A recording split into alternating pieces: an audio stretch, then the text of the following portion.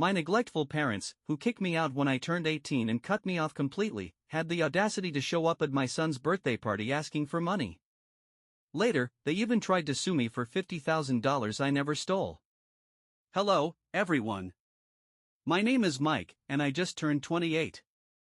A few days ago, I threw a party to celebrate my son Jacob's third birthday.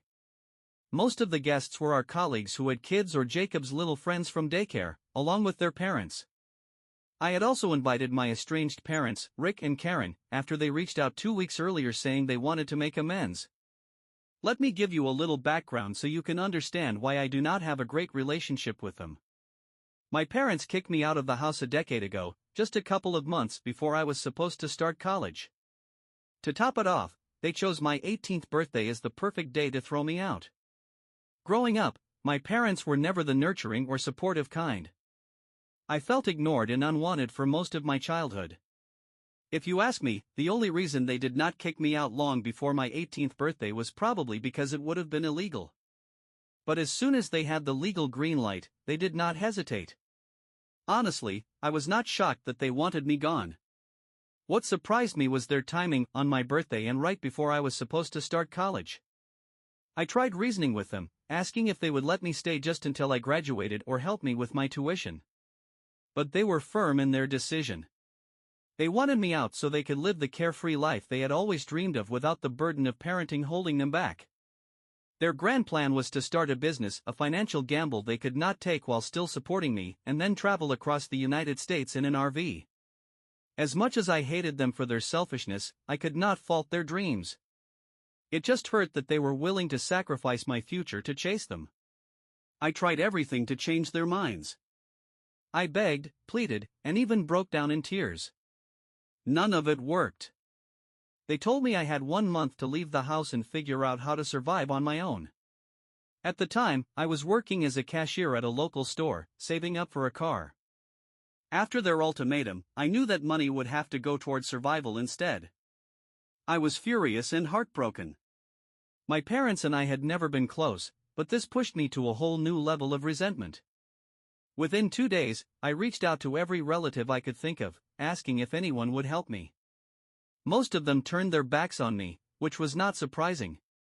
My parents had burned a lot of bridges over the years, so I never expected much support from family.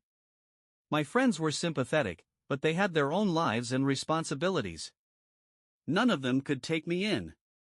Luckily, one person answered my call for help, my mom's cousin, Uncle Joe. He lived in Utah and told me I could stay with him, but only if I pulled my weight and helped out around the house. I did not have many options, so I packed my bags and left for Utah without saying a word to my parents. I figured they would not care if I said goodbye anyway. Joe turned out to be a decent guy. He kept me busy with chores, but it was never unreasonable. He owned a small diner that was pretty popular in town, and he offered me a job as a cashier. He also made a deal with me: if I worked hard and proved myself, he would cover my college tuition. Joe was quirky and a bit odd, but he had no family of his own and plenty of money from an inheritance. That job at the diner became my ticket to a better life. I poured everything into it, earning Joe's trust. True to his word, he paid for my tuition. After I graduated, I offered to pay him back, but he told me to save my money. He joked that he would collect when I made it big. Unfortunately, he never got the chance. A few years after I left his house, Joe passed away suddenly from a stroke. I will always be grateful for everything he did for me. He was even able to attend my wedding and filled the role my parents never did. Joe never got along with the family, including my mom, which is probably why my parents never found out where I had been or who helped me through college. Even if they knew, they never reached out to me. In fact, I did not hear from my parents at all in the 10 years after they kicked me out until a few weeks ago. Out of the blue, they sent me a message saying they had found me on social media. They claimed a cousin helped them track me down after hearing I was married and had a son. Their message included an apology for how they had treated me and an offer to make things right. They said they wanted to meet my wife and son. I was skeptical. Their apology felt forced and insincere. I almost ignored their message, but then they sent another one, saying they really wanted to meet their grandson while they were still around. It was clear they were trying to guilt me into saying yes. After discussing it with my wife, Sarah, I reluctantly agreed to invite them to Jacob's birthday party. Sarah was supportive but left the decision up to me. She has always known about my rocky relationship with my parents, but her own parents passed away when she was little. She grew up with her grandparents, who also passed away in recent years. I could tell she wanted some family at the party, even if it was mine. Sarah knows all the history between my parents and me. We have been married for 5 years now, and it has been a full decade since my parents kicked me out. She told me that if I felt like it was all water under the bridge, then I should go ahead and invite them. Her parents had passed away when she was very young, and she was raised by her grandparents, who had both passed away within the last couple of years. I could see how much she longed for some semblance of family to be there at the party. I was not interested in reconciling with my parents, but it felt like Sarah genuinely wanted them to be part of the event. She did not outright say it because she did not want to pressure me, but I could tell. So, for her sake, I invited them. On the day of Jacob's birthday party, Rick and Karen showed up an hour earlier than the other guests. I figured this would give us some time to talk before everyone else arrived. The atmosphere was awkward and stiff, but I introduced them to Sarah and Jacob. We exchanged some polite conversation, though it was clear no one knew what to say. They were mostly courteous, but things took a turn when Sarah went into the kitchen to make my dad some tea. As soon as she stepped out, my mom leaned in and said she wanted to discuss something privately, which was why they had sent Sarah to the kitchen. Now alone with them, Rick and Karen apologized for the way they treated me as a kid. They claimed they had come to their senses after doing whatever they wanted over the years and realized how poorly they had treated me. For a moment, I thought they might actually be sincere. But then they got to the real reason they were here: they needed money.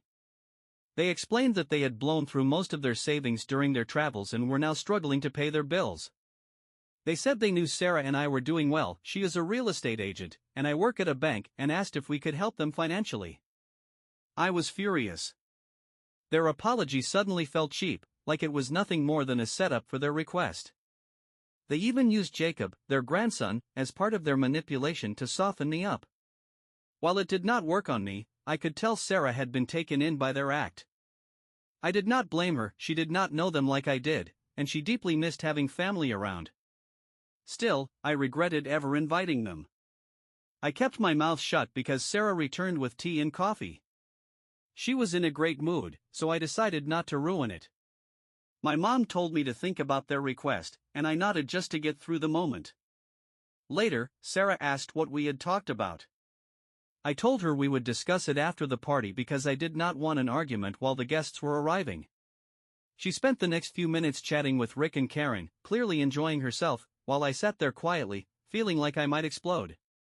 Thankfully, the first guests arrived, and I immediately threw myself into party duties, focusing on Jacob and making sure everything went smoothly. We got through the cake cutting, and everyone seemed to have a great time. Right after the cake, I was about to head to the kitchen with Sarah when my parents stopped me again.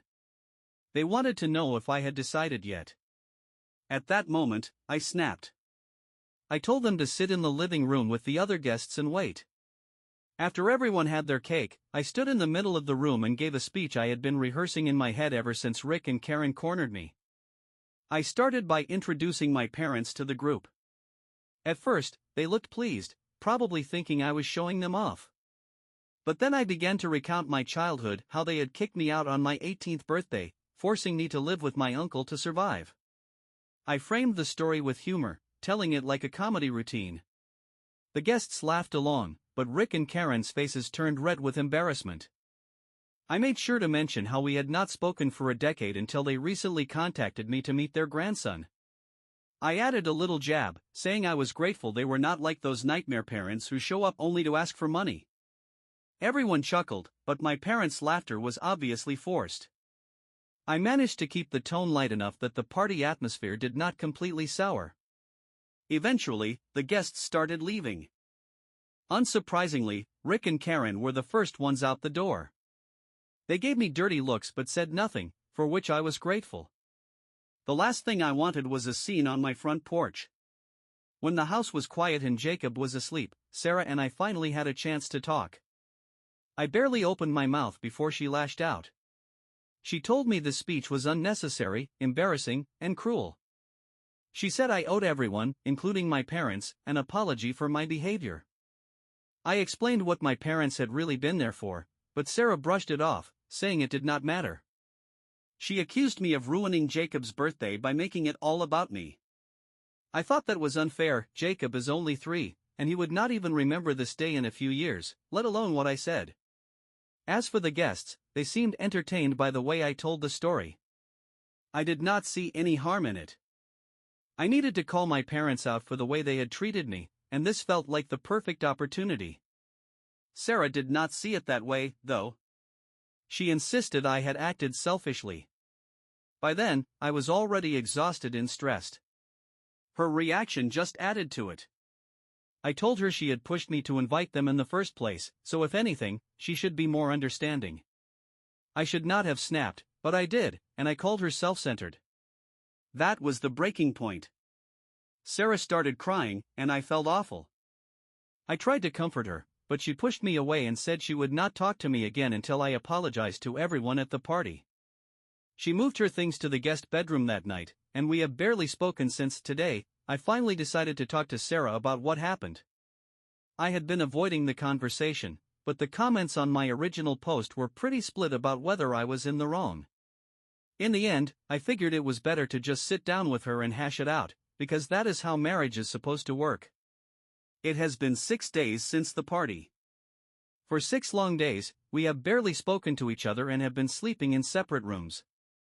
We have been trying to keep things normal for Jacob, but he is too young to pick up on these things yet. Still, it felt like an unnecessary amount of time to let this go on. This morning, before we both left for work, I stopped Sarah and said we needed to talk. Thankfully, she did not ignore me. Jacob was eating breakfast in the other room, so we had a quiet moment to ourselves. I told her I was sorry for calling her self-centered, but that was where my apologies ended. I explained that I did not ruin the party the way she believed I did. None of the guests had mentioned anything about my speech, not even my parents. I told her, as calmly and respectfully as I could, that I thought she had overreacted. Then, I waited for her response. To my surprise, she agreed with me. She admitted that she had overreacted and said she had been reflecting on her behavior over the past few days. Once her anger had settled, she realized she had been acting selfishly and had not considered my feelings at all. Sarah also admitted that, while she had not outright asked me to invite my parents, she had heavily implied it. She wanted us to reconcile more than I did, and she had tried to influence me because she hoped for a happy, united family. She apologized for pressuring me, which I appreciated. I understood where she was coming from emotionally. Sarah grew up without her parents, and her grandparents stepped in to raise her. Now that they are gone, she has no extended family to rely on. She really wanted Jacob to experience the kind of love she had from her grandparents. That is why having Rick and Karen at the party meant so much to her. We both apologized for the way we handled things. We agreed that a lot of this could have been avoided if we had communicated better. Going forward, we decided to try couples counseling in addition to the individual therapy we both already attend. We figured it would be a good way to work through this and some other issues that have come up recently. Obviously, none of what my parents claimed is true. Honestly, I feel bad for the poor lawyer who agreed to represent them in this ridiculous lawsuit. It must be someone desperate for work because I cannot imagine any competent attorney taking this case seriously. Anyway, I am not about to waste time entertaining this nonsense. I reached out to my own lawyer immediately, and we are ready to handle it. After hearing about this latest stunt, Sarah completely took back everything she said about me needing to apologize to my parents. Now that she has seen their true colors, she finally understands just how awful they are. I am pretty sure Rick and Karen think they can pull this off because I was polite when they showed up for Jacob's party. But what they do not realize is that I only behaved myself that day because it was my son's birthday. They are about to find out that I am done playing nice. Right now, I am not worried about the consequences. I decided to go public with this mess, so I posted the entire story online. Every single detail, from my childhood to the lawsuit, is now up on my Facebook profile. It has only been about 20 minutes, so I have not gotten any calls or messages yet, but I know it is just a matter of time before people start reacting, especially since I included how my family completely abandoned me when I needed them the most. What is funny is how, now that I am doing well in life, these same people want to be friendly with me. Just to clarify, I have never invited any of them to any events or reached out to reconnect. But my relatives, the ones who ignored me back when I was struggling, have been trying to act like we are all on good terms these past few years. It is all fake, of course. They only care because they think having me in their lives might benefit them. I work in a bank, so I am in a position to help them or their kids get opportunities. It is painfully obvious what they are trying to do. So now, I am just waiting for the fallout. I know it is coming, and I am ready for it. Hey, everyone. I am back with an update after 3 days. As expected, my parents completely lost it after I made that post. They called me repeatedly, begging me to take it down. I ignored their calls, so they sent me frantic text messages instead. Eventually, they promised to withdraw their lawsuit if I took the post down. I agreed, but only after I got their promise in writing. Once I had that, I took the post down. Afterward, Rick and Karen blocked me entirely. But the real drama came from my extended family. I mentioned some of them by name in my post, and they were furious. They left nasty comments on my profile, saying horrible things about me, Sarah, and even Jacob. Their behavior just proved my point about how selfish and toxic they are. Surprisingly, their kids were the only ones who had the decency to apologize to me for their parents' actions. It felt strange but also refreshing to see at least some people in that family showing class and common sense. While I have taken the post down now, the damage has already been done. Enough people saw it, and the truth is out there. For once, everyone who turned their back on me when I needed help is finally facing the consequences of their choices. To sum it up, my parents withdrew their lawsuit, my relatives showed their true colors, and I am moving on. Sarah and I are still going strong, and we are committed to focusing on our little family. Thanks for sticking with me through this, everyone. I think I am going to take a break from sharing updates for a while. Signing off for now. Take care.